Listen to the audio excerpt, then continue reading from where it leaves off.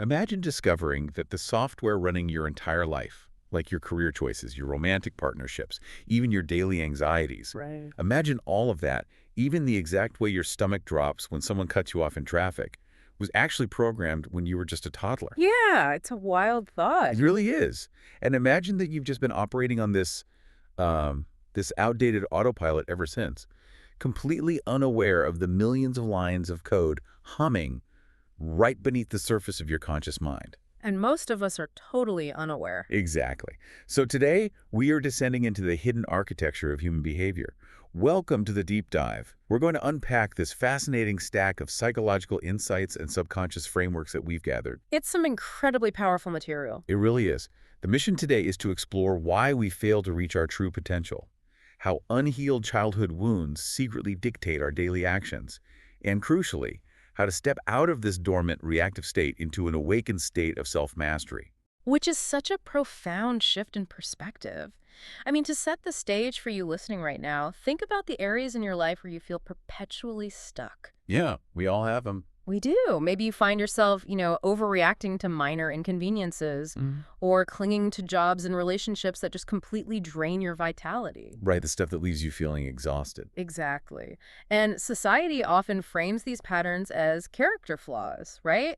Or like a lack of willpower. Oh yeah, just try harder. Just try harder, exactly. But from a neurological and psychological standpoint, these reactions are actually perfectly logical. Wait, logical? How is self-sabotage logical? Because your subconscious mind is operating exactly as it was designed to. It isn't broken, it's simply executing an outdated survival script that desperately needs a software update. Man, that reframing alone is just a massive relief. It takes the guilt out of it, doesn't it? It really does. Because we spend an inordinate amount of time agonizing over our behavior, asking ourselves, why did I snap at that colleague? Or why am I so terrified of public speaking? Right, and we assume the problem is happening right now, in the present moment. Exactly. But looking at the foundational psychology in our sources today, the root of these behaviors actually goes all the way back to the first 7 years of life. It does. So what exactly is happening in the brain during that specific window of time? Well, during the first 7 years, a child's brain is predominantly operating in delta and theta brainwave states. Okay, delta and theta. What does that mean for us on a practical level? So for adults, theta is the state we hit right before we fall asleep or, during deep hypnosis. Oh, wow. So it's a super suggestible state. Highly programmable, highly Mhm. receptive. A child in this phase just doesn't possess the critical thinking faculty yet. They don't have that analytical filter. Right. They are essentially a biological sponge. They observe their environment, the subtle tensions between caregivers, the way money is treated, the way love is either freely given or conditionally withheld, and they download all of it. As absolute truth. Exactly, as absolute truth. If a child grows up in an environment where affection is only granted when they achieve something, they don't consciously analyze it. They don't say, oh, my environment is demanding. Right. A 5-year-old isn't thinking that. No, instead they internalize a permanent structural belief, something like, my existence is only validated by my productivity. So they essentially write a rule into their operating system that says, if I'm not producing, I am not safe. Yes, and then they carry that exact code into adulthood. Which explains why so many highly successful people physically cannot enjoy their weekends. Yes, they literally can't relax. Which brings up something fascinating from the deep dive material about the toll this takes. It's not just a mental burden, right?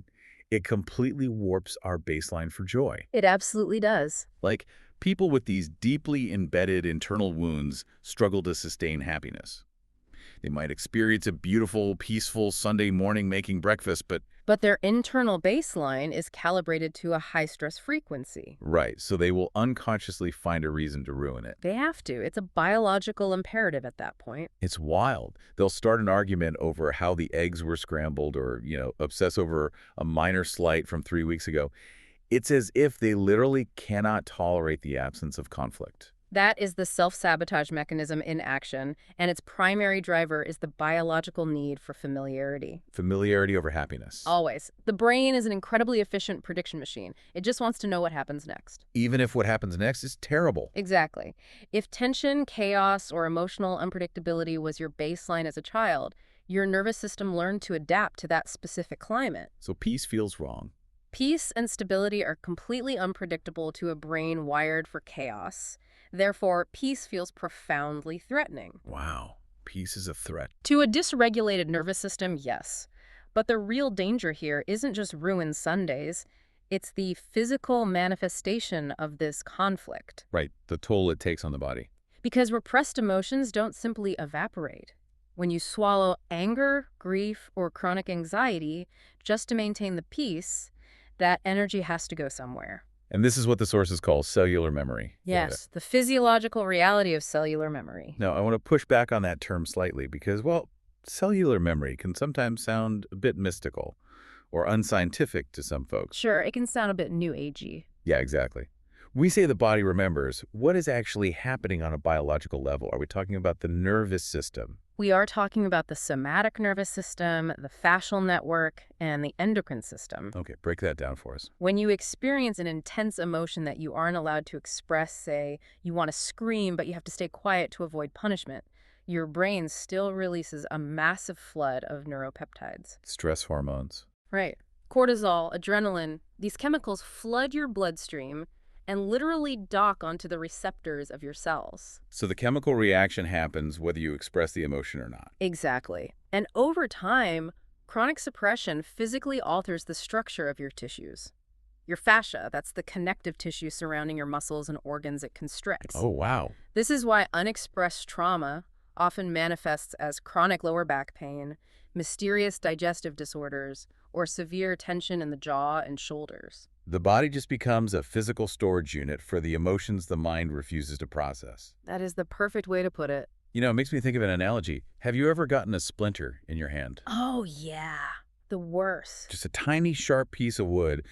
Pulling it out stings, and it might bleed a little bit, but then it heals, right? Right. It's a brief pain for a permanent fix. Exactly. Now imagine getting a splinter in your chest, but instead of dealing with the sharp pain of pulling it out, you decide to protect it. Okay, I see where you're going with this. You forge this massive, heavy suit of iron armor, and you wear it everywhere to ensure nothing ever brushes against that splinter. Because you're terrified of feeling that sharp pain again. Right. So you walk around in this clunky, exhausting suit, you're knocking over lamps, you're bumping into people, and you get furious at them. You blame them for the collisions. Yes, you blame them. But the truth is, the splinter was yours the whole time, and the armor is what's actually destroying your life. That analogy captures the exact tragedy of unhealed psychological wounds. The armor is our defensive behavior. The yelling, the withdrawing, all of it. The perfectionism, isolating.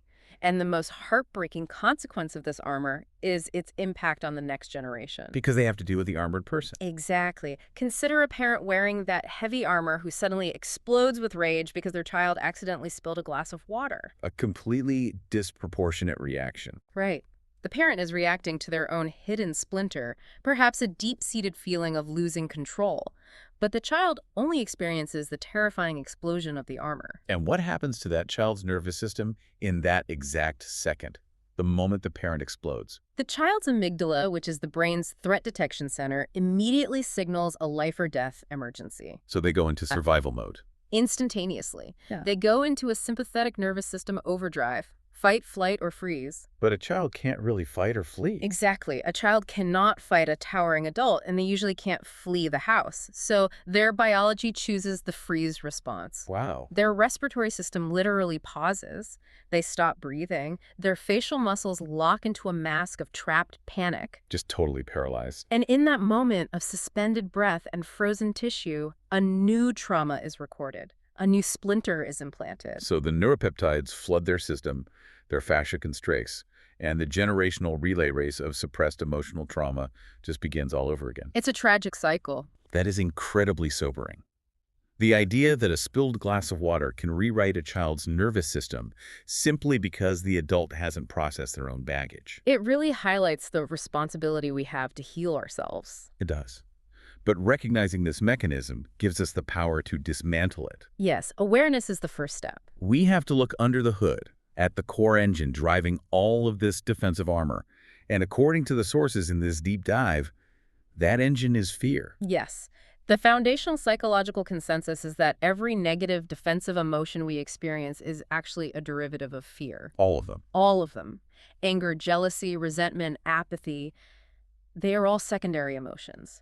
They are simply the masks that fear wears to protect itself. That makes a lot of sense. If we trace these reactions down to their absolute root, we find 5 fundamental fears that govern the unhealed subconscious mind. Okay, let's list those out. They are the fear of inadequacy, the fear of worthlessness, the fear of loss, the fear of confrontation, and the core existential fear of survival. I really want to break those down because, nobody walks into a board meeting or a first date and thinks, gee, I am totally paralyzed by the fear of existence today.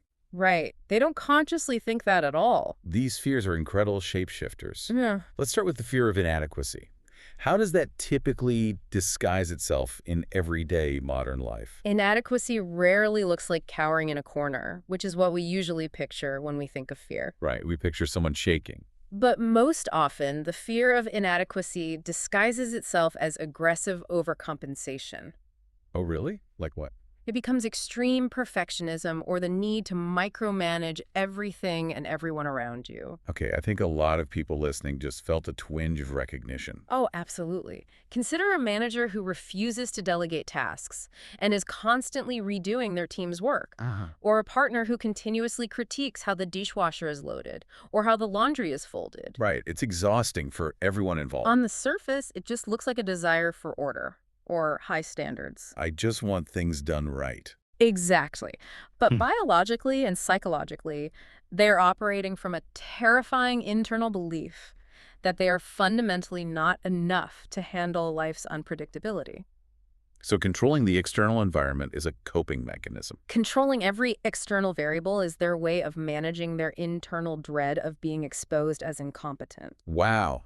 Okay, and the second one, the fear of worthlessness. I imagine this heavily dictates the boundaries we fail to set. Precisely. The fear of worthlessness creates a profound tolerance for unacceptable behavior. Because you don't think you deserve better. Right. It's the inner voice that rationalizes mistreatment. It says, I should just be grateful I even have this job, even when the environment is highly toxic and abusive. Or in a relationship. Exactly. I shouldn't rock the boat. When a romantic partner is consistently dismissive or unkind, the subconscious belief is that they do not possess innate value. So they have to earn it through suffering. Yes, they believe they must endure suffering to earn their keep in any dynamic. That is heavy. Then we have the fear of loss. Which is the absolute root of suffocating attachment and jealousy. Okay, explain how that works. If you fundamentally believe that good things are temporary and that you are inevitably bound to be abandoned, your brain goes into hypervigilance. Searching for threats to the relationship. Constantly. You might check a partner's phone or demand constant reassurance or even preemptively end relationships just to avoid the pain of being left. So you end up destroying the very connection you're terrified of losing. It's a self-fulfilling prophecy. The fourth one is the fear of confrontation, which honestly I think is an epidemic right now. It truly is an epidemic.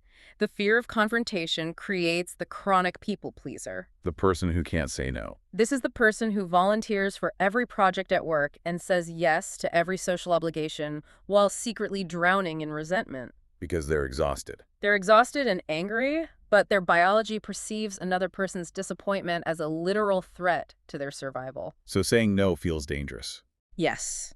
So they abandon their own needs entirely to pacify the environment, which leads to massive somatic issues because their body is absorbing all the stress of their suppressed no. That suppressed no just gets trapped in the fascia, like we talked about earlier. Exactly. It becomes chronic pain. And finally, the fear of survival. This is the overarching existential dread. It manifests as a chronic, low-grade anxiety. Just a constant buzzing in the background. A constant waiting for the other shoe to drop. Even when things are going perfectly well, the nervous system is locked in a state of hyperarousal. Scanning the horizon for disaster. Right, because it believes disaster is inevitable. Now, when you put all 5 of these fears in a blender, you get what the sources describe as the scarcity mindset. Yes, the ultimate culmination of these fears. But scarcity isn't just about hoarding money or clipping coupons, right? It's an entire biological and energetic framework. It is a comprehensive worldview. Scarcity is the fundamental, terrifying conviction that there is simply not enough to go around. Not enough of anything. Not enough wealth, not enough love, not enough success, not enough recognition. So how does that play out in a work environment, for example? Well, a person operating from a scarcity frequency might hoard information at work. They might refuse to mentor a junior colleague because they view anyone else's competence as a direct threat to their own security. If they're good, I'm replaceable. Exactly.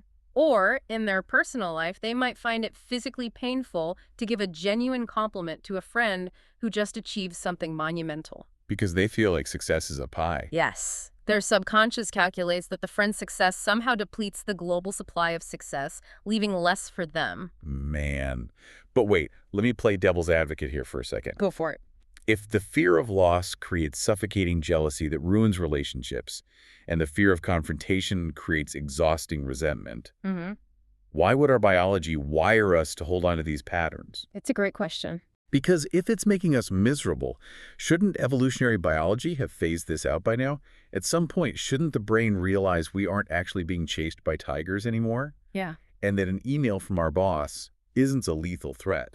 That is the ultimate paradox of human biology. And the answer lies in understanding the brain's primary objective. Which is? The human brain was not designed to make you happy. It was designed to keep you alive. Wow. Okay. And to the primitive, lower regions of the brain, survival is synonymous with familiarity. Because familiar means we survived it before. Precisely. The brain uses predictive coding. It constantly maps the environment based on past experiences to predict future threats. So it's always looking backward to guess the future. Exactly. So if your formative years were characterized by emotional neglect, unpredictable anger, or conditional love, your brain learned exactly how to survive in that specific environment. It learned the rules of chaos. It mastered the rules of chaos. So fast forward 20 years and you find yourself in a healthy, peaceful relationship. Sounds great, consciously. To your conscious mind, it's wonderful. But to your primitive nervous system, peace is uncharted territory. It is unpredictable. And unpredictable equals dangerous. Exactly. To a survival organ, the unknown is far more dangerous than familiar misery. So we literally recreate the misery because it's the only climate our nervous system knows how to navigate. We choose the devil we know. We do. The mind creates a victim mentality loop. It hyper-focuses on problems, magnifying minor slights, and constantly scans the environment for evidence that the world is hostile. Why does it want the world to be hostile? Because finding hostility confirms its familiar worldview. It proves the brain right. And paradoxically, this victim loop is incredibly comforting to the ego. Comforting. How? If you are powerless against a predetermined hostile destiny, it absolves you of the terrifying responsibility of changing your own life. Oh, wow. That is deep. It is much easier for the ego to say, I am just permanently unlucky in love, than to admit I am subconsciously seeking out emotionally unavailable partners because the vulnerability of true intimacy terrifies my nervous system. That is a staggering realization. We are using our own brilliant neurobiology to keep ourselves locked in a cage. A cage of our own making.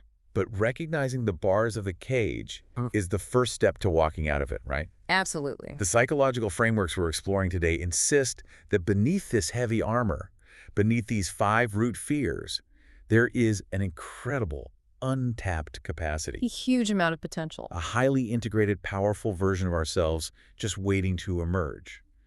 But the pathway isn't clear. There are 9 distinct, heavily reinforced roadblocks standing between our dormant state and our awakened potential. The 9 blocks. Let's really dig into the mechanics of each of these 9 blocks, because I guarantee every single listener is going to recognize themselves in at least one of these. Oh, without a doubt. These blocks are the specific ways our subconscious fears manifest as behavioral paralysis. Okay, hit us with the first one. The first block is widely considered the most pervasive. It's called the phantom track, or living someone else's life. Oh, man. I know so many people on this track. We touched on the childhood sponge phase earlier, but its adult manifestation is profound. There are millions of adults, highly educated, seemingly successful people in their 40s and 50s who are utterly exhausted. Burning out. Burning through their life force to fulfill the unspoken expectations of society or their caregivers. Give me an example of what that looks like. Picture a highly successful corporate lawyer who suffers from chronic migraines and depression, completely unaware that their entire two-decade career was built solely to secure a subconscious nod of approval from a critical parent. Just chasing that validation. Yes, they are running a grueling marathon, but they are running it on someone else's track. And what's wild is that the parent doesn't even need to be alive for this to happen. Not at all. The parent's expectations have simply been downloaded to the person's own mind, which perfectly connects to the second block, the echo chamber. Often called the inner critic. All right, the inner critic. This is that relentless critical chatter in our heads, the voice that chimes in when you want to start a business or ask someone out, saying, "Who do you think you are? You're going to embarrass yourself." You lack the discipline, you aren't smart enough, you are going to fail. Exactly. Where does that voice even come from? Well, the most liberating realization a human being can have is that the inner critic is almost never their authentic voice. Wait, really? Whose voice is it? If you stop and truly analyze the tone of that critical voice, its specific vocabulary, its brand of cruelty, you will almost always find that it is an echo. An echo of who? It is a recorded playback of a harsh teacher, an impatient caregiver, an older sibling, or a punitive societal standard that you absorbed when your critical filter was down. When you were in those theta brainwaves. Exactly. You internalized their judgment as your own identity. Recognizing that this inner voice is an imposter, a hostile stowaway in your mind, is the crucial first step to stripping it of its power over your actions. A hostile stowaway. I love that. Okay, the third block is the starvation dynamic, or subconscious dependencies. This one feels particularly heavy to unpack. It is heavy because it deals with foundational emotional malnutrition. Emotional malnutrition. When a child does not receive consistent, unconditional love, validation, and safety, they develop a profound emotional starvation. And how does that show up when they grow up? In adulthood, this starvation turns into severe dependency. This is the mechanism that keeps people anchored to highly abusive situations. Like toxic relationships. Yes, they will remain fiercely loyal to a partner who belittles them, or a corporate structure that exploits them out of a desperate, childlike need to finally be chosen or validated by an authority figure. So they're just repeating the childhood dynamic, hoping for a different outcome. Exactly. They are continuously trying to drink from an empty well, operating under the delusion that if they just try hard enough, if they're just perfect enough, the well will miraculously produce water. But it's an empty well. That is heartbreaking. It really is. Block number 4 is the illusion of control. We talked a bit about micromanagement earlier, but how does this block us from our potential? If we are controlling everything, aren't we making things happen? There is a... Oh, wow. It blocks potential because your energy is entirely consumed by managing other people's emotional states. So you have nothing left for yourself. Nothing. You cannot invest in your own growth, your own education, or your own health because you feel it is selfish to divert resources away from your family or your job. It's like you're setting yourself on fire to keep everyone else warm. That's exactly it. It is a fundamental misunderstanding of duty, turning life into a perpetual state of servitude.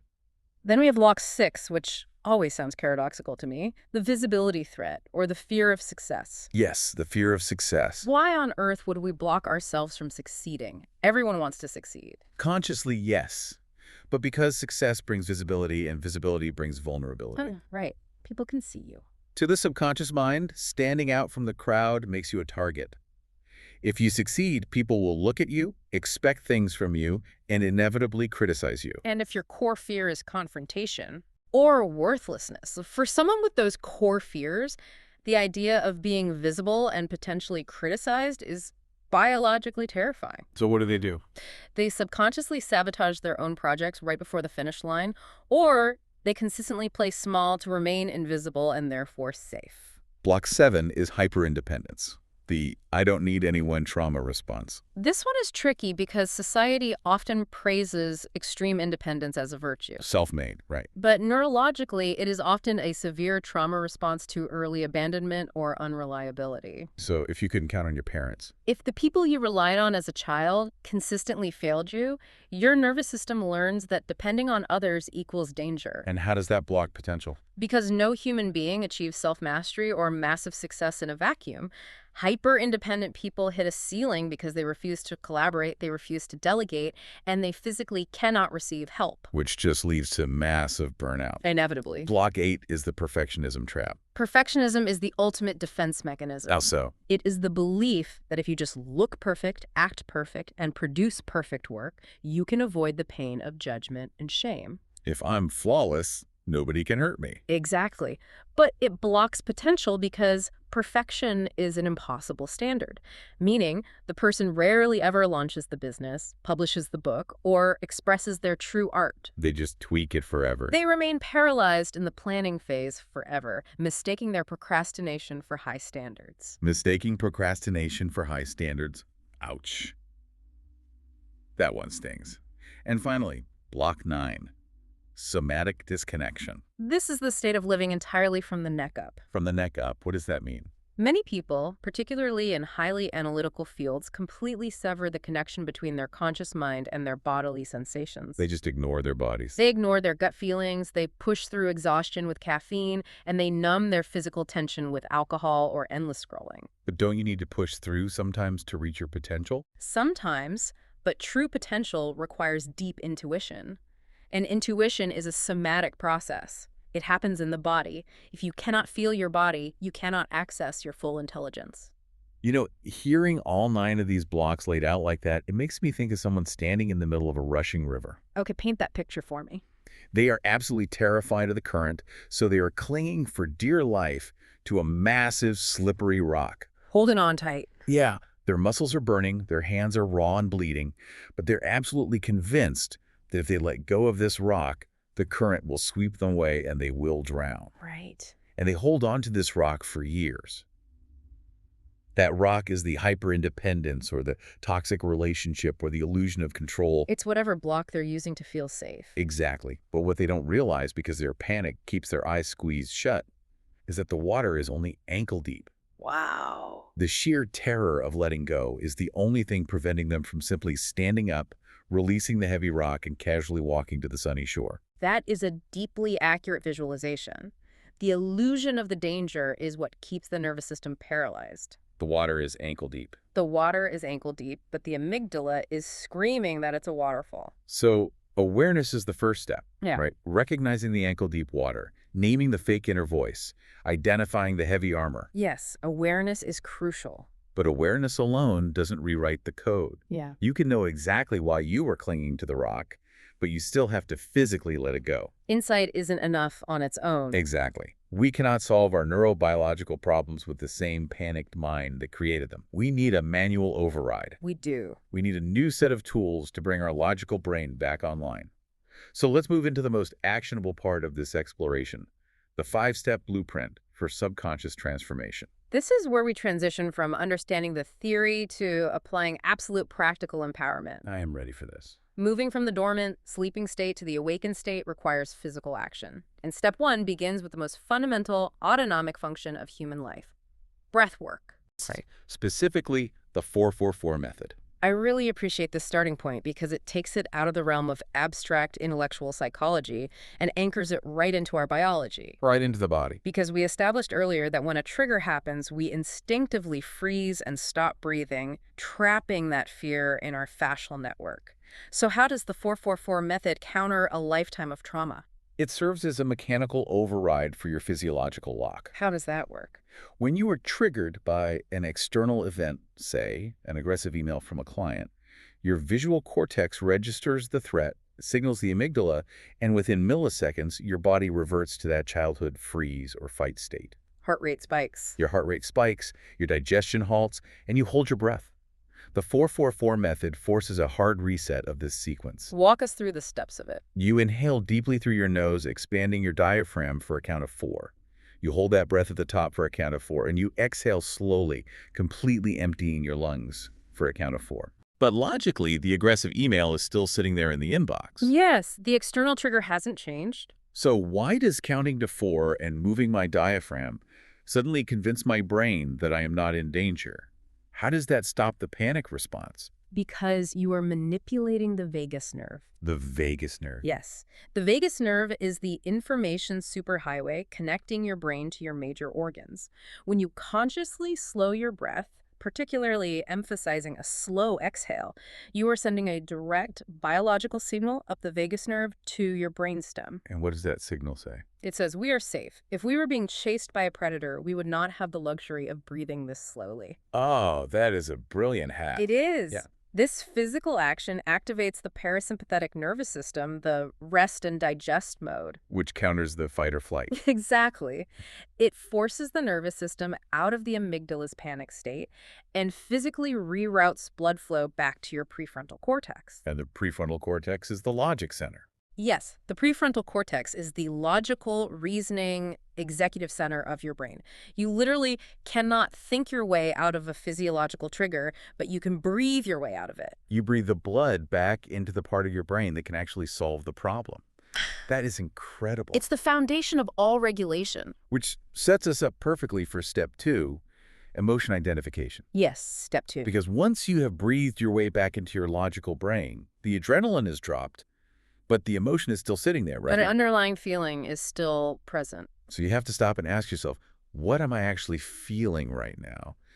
And the tricky part is, it's rarely just anger.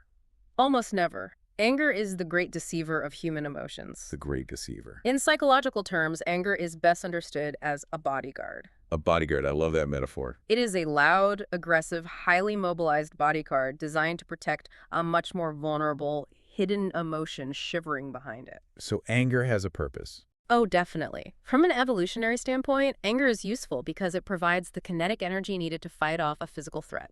But in modern conflict. In modern psychological conflicts, that hidden emotion behind the bodyguard is usually profound sadness, a feeling of deep neglect, or a terrifying sense of powerlessness. So the objective of step 2 is to bypass the aggressive bodyguard and locate the hidden need. Precisely. When you are screaming about the dishwasher being loaded incorrectly, you aren't truly enraged by ceramic plates. Right. You are expressing a hidden, agonizing need to be seen, respected, and supported by your partner. And naming that true, underlying emotion instantly diffuses the explosive power of the anger. It disarms the bodyguard completely. Anger is a bodyguard. That is going to stick with me. It changes how you look at every argument you've ever had. It brings a lot of compassion to conflicts. It really does. Moving to step 3, changing the perspective. And this is fascinating because it involves another physical, somatic action. The sources suggest putting one hand on your heart and one hand on your stomach. Yes, this is about grounding yourself somatically. Why touch? Why not just think it? The human body responds profoundly to touch. Placing your own hands on your heart and stomach releases a small amount of oxytocin, which further soothes the nervous system. Okay. While holding your hands there, feeling the rise and fall of your own life force, you ask your conscious mind a highly direct question. Which is? Am I actually physically in danger right now? And the reality is 99.9% of the time, unless you are literally standing in the middle of a highway with an oncoming truck, the answer is no. Exactly no. You're sitting in an ergonomic chair reading an email. You are standing in a kitchen having a conversation. Exactly. You ground yourself in the physical reality of the present moment rather than the psychological time travel of your trauma. So you pull yourself into the now. Yes. And once you establish that you are biologically safe, you ask the transformative question. What are the endless positive possibilities here? Endless positive possibilities. This is a brilliant neurological hack. The primitive brain is obsessed with fixating on the threat. It wants to catastrophize. It wants to plan for the worst. Right. By demanding that your brain generate positive possibilities, you literally force your neural pathways to search for solutions. You're giving it a new job. You shift your focus from the problem, which feeds that familiar victim mentality loop, to the solution, which empowers the creator mentality. Because where focus goes. Where focus goes, neural energy flows. Which brings us to step 4. And I think this might be the most countercultural, challenging step for people to accept. Using fear as a guide. It challenges everything we're taught. Our entire modern society is built around avoiding discomfort. We numb it with alcohol, we scroll away from it on social media, we binge watch television to drown it out. But we're supposed to lean into it. Avoiding discomfort guarantees psychological stagnation. Stagnation. Your body is a highly intelligent system that is constantly communicating with you. Whatever triggers you, whatever makes you instinctively want to run away, shut down, or lash out, is not an enemy attacking you. What is it then? It is a messenger. Think of the trigger as a flashlight pointing directly at an unhealed wound in the dark basement of your subconscious. A flashlight. It is illuminating the exact piece of outdated software that requires your attention. If you lean into the discomfort, if you have the courage to sit with the fear instead of running from it or numbing it, you can decode the message. It's like the fear is an alarm system saying, hey, over here, this is where the splinter is. This is where we are still hurting. This is where we need to apply love, logic, and repair. That is exactly what it's doing. It's an invitation to heal. Which leads us to the final and most vital element of transformation. Step 5. Taking action and flipping the master-servant dynamic. Yes, the culmination of all this work. Because having all this insight is utterly useless without behavioral change, right? Completely useless. You can know exactly why you are triggered. You can know about your childhood wounds. You can breathe perfectly in a 4-4-4 rhythm. But if you don't actually change your behavior in the real world, nothing transforms. Insight without action is just psychological entertainment. That's beautifully said. True transformation requires a relentless daily commitment to a new way of being. To actually doing things differently. Neuroplasticity, the brain's ability to rewire itself, relies on Hebb's law, which states that neurons that fire together wire together. Fire together, wire together. To wire a new neural pathway, you must take tangible, daily steps toward the life you want, especially when it feels terrifying. And this requires a fundamental shift in your internal hierarchy. Yes. Currently, for most people living in the dormant reactive state, the mind is the master. The subconscious mind. The subconscious mind runs its automatic fear-based survival programs, and the human being is the servant, reacting blindly to those programs. Suffering all the physical and emotional consequences of the armor? The mind dictates the panic and we just obey the command? Yes. But when you awaken, you permanently flip the hierarchy. You flip it. You realize that you, the conscious observing presence, are the master. The mind, with all its brilliant predictive capabilities, is meant to be a magnificent, highly capable servant. Not the driver. Exactly. Yeah. You must use your conscious will to override the outdated programming. You direct the mind toward solutions, toward peace, toward your true potential. You stop letting the old software run the machine. You take your hands and you place them back on the keyboard. But I have to ask the practical question here. What actually happens when you do it? What do you mean? What happens when you finally take that massive leap, when you let go of that familiar rock in the river? Even if that rock is a deeply toxic relationship or a miserable but high-paying career that your parents wanted for you. It's terrifying. Right. From the inside, letting go of the rock feels like jumping off a cliff without a parachute. It does feel like a free fall to the ego, because the ego is losing its familiar environment. But what actually happens biologically and energetically? What actually happens is a beautiful, profound surrender.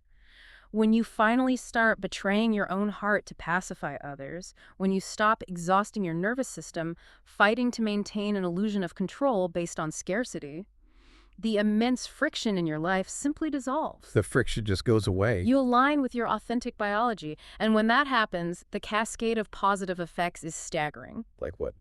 The massive amount of daily energy you were burning just to suppress your true self, to hold up that incredibly heavy iron armor, is suddenly freed up. You just have more energy. Your peripheral vision literally expands. Opportunities appear that your panicked brain was previously incapable of seeing. Because it wasn't just focused on surviving. Right. Relationships improve dramatically because you are no longer projecting your childhood wounds onto your partners. And what about the physical stuff, the somatic symptoms? Your physical health often rebounds incredibly fast because the somatic stress, the constant cortisol drip, is finally shut off. You step out of survival mode and into a state of flow. That is just incredibly hopeful. It really is. It's the whole point of doing the work. Okay, let's take a deep breath ourselves and synthesize this incredible psychological journey we've been on today in this deep dive. We've covered a lot of ground. We really have. We started by looking at the echoes of the wounded inner child, understanding that so many of our destructive adult reactions are just outdated software downloaded during our first 7 years of life. When we were in that fit as sponge state. Exactly. We unpack the heavy iron armor we wear to protect our old, unhealed splinters, and how the explosions of that armor traumatize the nervous systems of the people around us. Creating new splinters in the next generation. We explored the 5 root fears: inadequacy, worthlessness, loss, confrontation, and survival, and how they trick us into living within the suffocating frequency of a scarcity mindset. Keeping us trapped in a victim loop. Because our primitive brain prefers familiar misery over unpredictable joy. Yes. We also dismantled the 9 blocks to our potential. From living on the phantom track of someone else's expectations, to believing the imposter voice of our inner critic.